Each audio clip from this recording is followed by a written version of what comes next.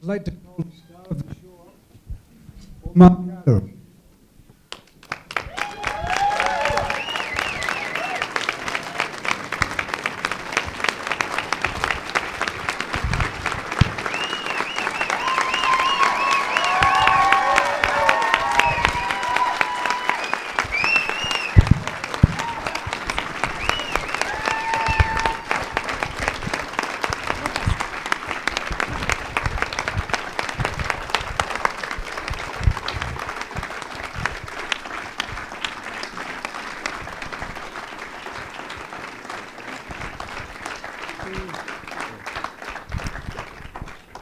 It's a special night. Goes without saying. I would like to, so we would like to get to questions from the house as quickly as possible, of course. One of the things about a Q&A sometimes is that we only have about 20 minutes because there is another show after this, and we know that's not going to be long enough. We can't get to everybody, but we'll do our best, so I'll be brief. I would like to kick it off myself with one question, though, and I'd like to address it to Michelle, in fact. Michelle, you know, there are no journalists who have looked at Omar's life and this story the way you have anywhere in the world. And of course, your book was so important on the subject. What was it about making a documentary film that for you added to the, where did you want to go with that? What did you hope to do with it in terms of going on the documentary route after the book?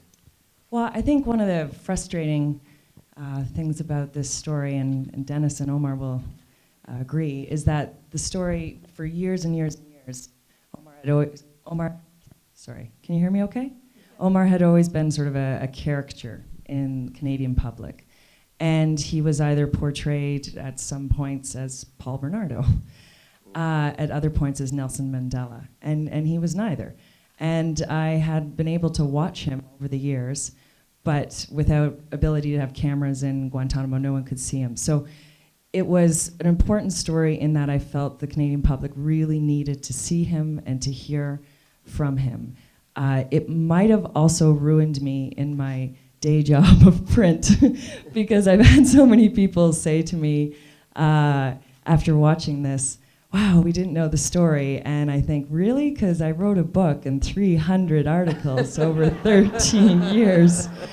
But sometimes, you know, it really gave me an appreciation for the power of a documentary, and I was really lucky to be teamed up with Peter and Patrick Reed to bring it to you. Indeed, thank you. Well, let's see some hands if someone would like to ask a question. We don't have enough mics. We're not going to do the mic, so I will repeat the question. Unless you have one of those booming, commanding theater voices. I saw a question right on the aisle here, sir.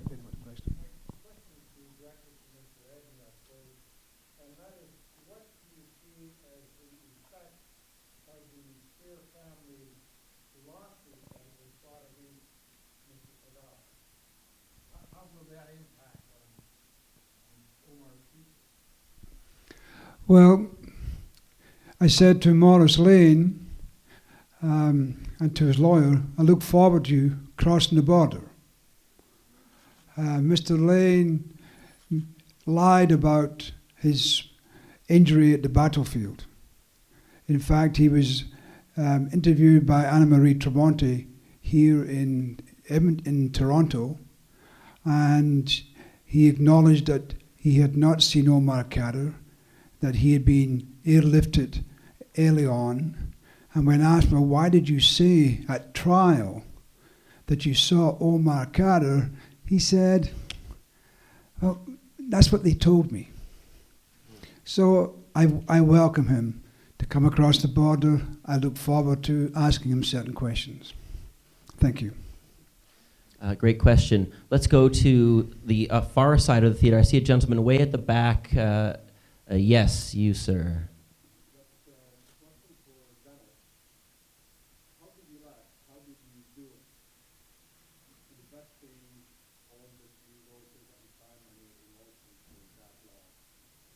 Did everybody hear the question okay?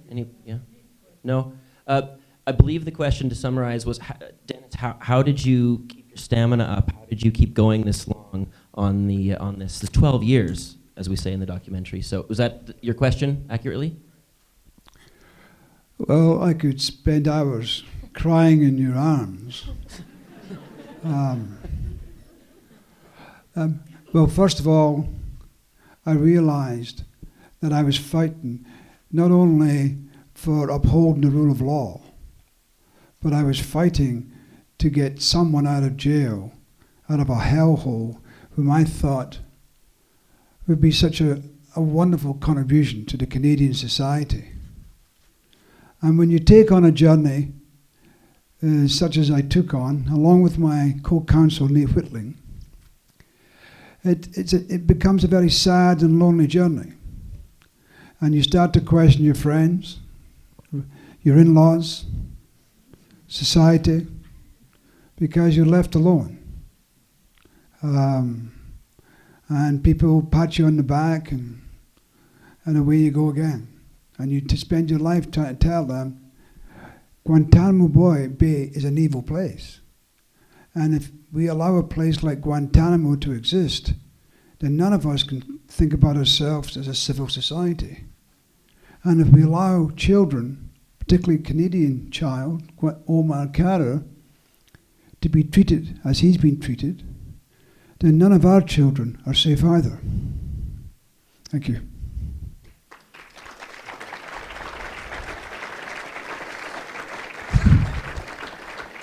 You had your hand up there. Yes, the lady in the white T-shirt.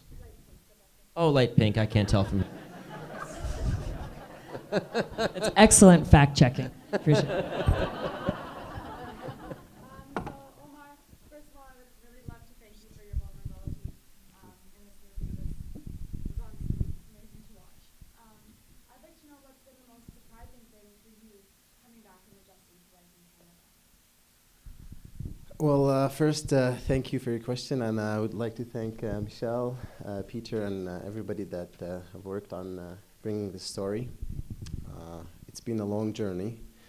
The most surprising thing I think I found was the kindness that I've seen in people. I was scared when I was coming from Toronto, from people in Alberta being a conservative province, but when I came here, I saw the welcome was so warm. I think that is one of the biggest surprises I found. People have been super kind and welcoming. Yeah. Thank you.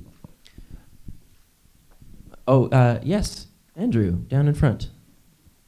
I just wanted to know, has your experience been, I'm hoping, people have seen through the veil that has sort of been, I guess, portrayed by, I guess, the governments and countries in general? Do you think people have seen through that, or is it still sort of mixed, quite mixed, usually mixed? Did everybody hear the question at the back? Or do I need to repeat it? Yeah, you hear it. Okay. I'm answering it for him.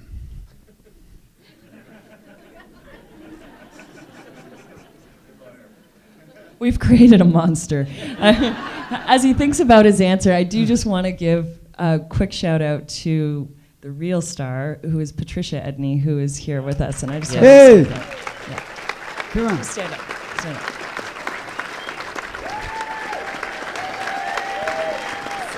No, not at all.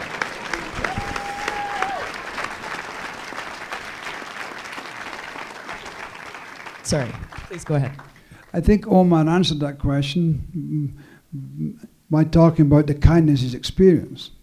But don't forget, we just got him out of the bottle, and the Canadian government has appealed his bail review and wished to put him back into jail because they don't want for you to see the Omar Khadr that they have portrayed for years. So it's up to you to assist Omar and ensuring that doesn't happen by speaking to your local politicians and by how you vote.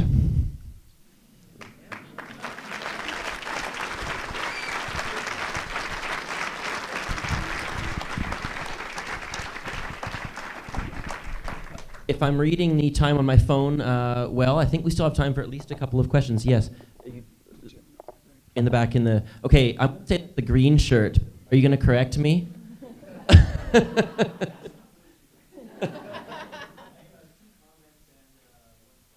Sure, if you can keep them brief, that's good.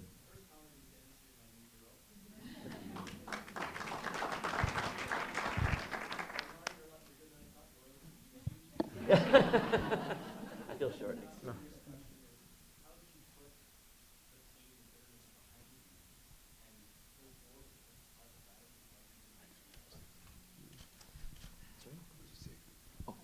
So the question, I think I should repeat that, yeah?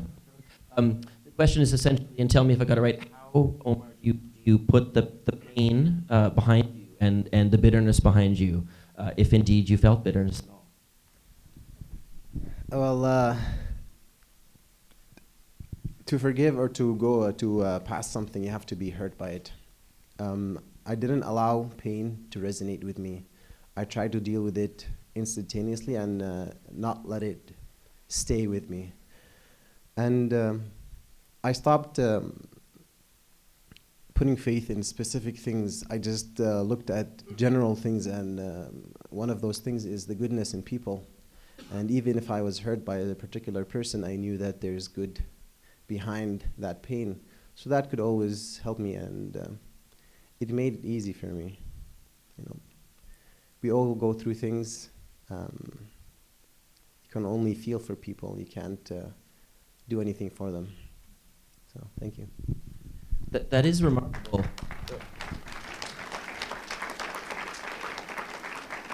I mean, I did notice throughout the doc. I'm sorry for the mic cutting out. I apologize.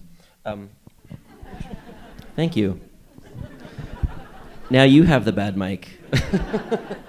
I did notice that throughout the documentary, from several questions you answered, that you led from your father to others, that you led with the goodness that you saw, or at least supposed, in that person. I thought that was quite remarkable. Really perceptive question. Okay, yes, sir. I think you had your hand up first in the last round.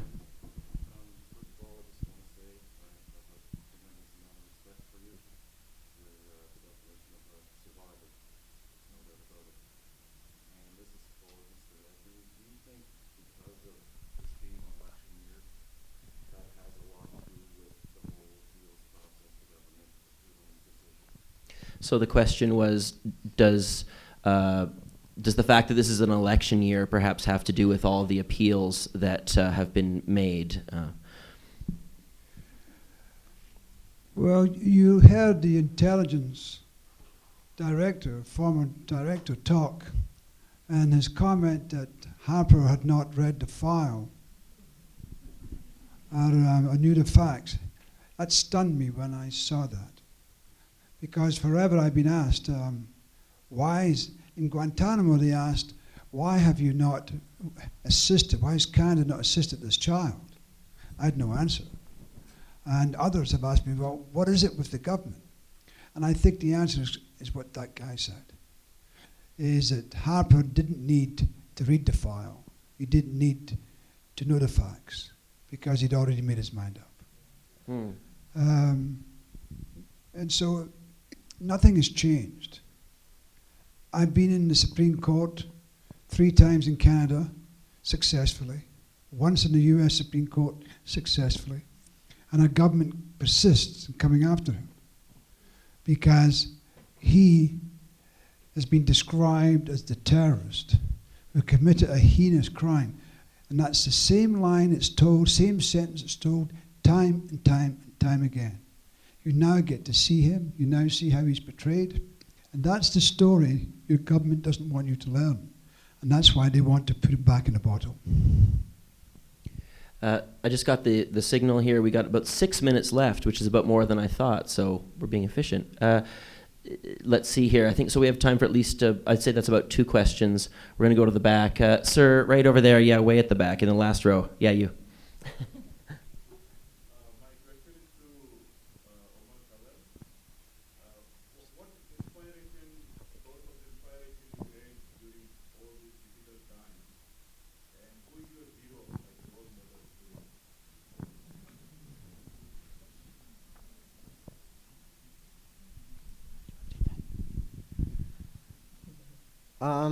My aspiration, I think, was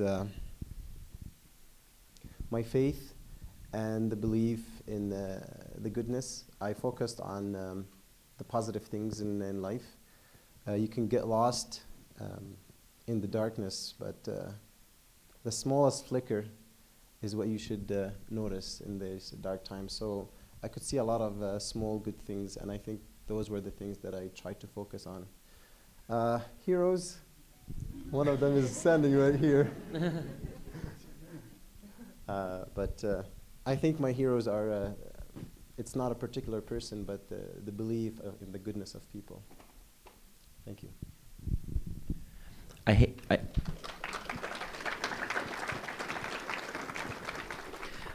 hate to say this. I think we have time for one more question. Yes, but quickly before I do, would any of you like to make anything else to add? Michelle or no? Jeff, no. Dennis, you must have something else to say. Okay, let's take one more question. It's going to be hard. I'm sorry. Sorry. Oh, I'm sorry. Thank you. Maybe you should be hosting this Q&A. I don't know. Yes, please go ahead. It's you. I'm going to be very quick.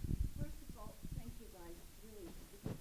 It makes, I know that that's why we believe, why we are filmmaking, why we're doing humanity, because it's really like this club by you all. Have you gone fishing, guys, yet? Have you gone fishing, guys, yet? That is the question. No. We've been at the lake. The morning that we were in court, waiting for the judge to make a decision, Omar said to me, when I get out, I just want to go swimming. And so the first time I took him to the lake, he jumped into the water, and literally he spent, I don't know, most of the day in the water. Floundering and making his way up and down, but you were hours in the water.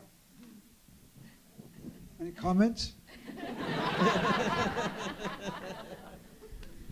Well, there is actually a comment.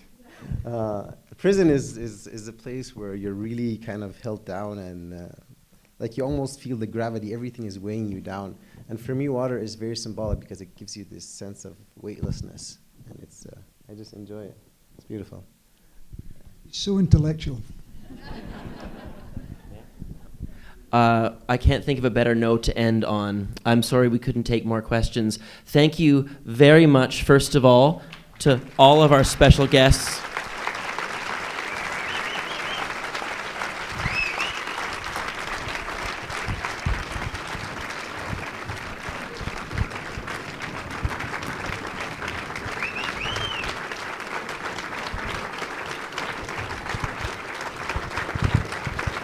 Well done. Well done.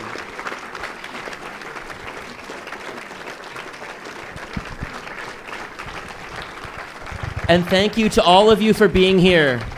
I know that these folks appreciate it, and we do too. So thank you so much, and have a wonderful night. We hope to see you again at the festival.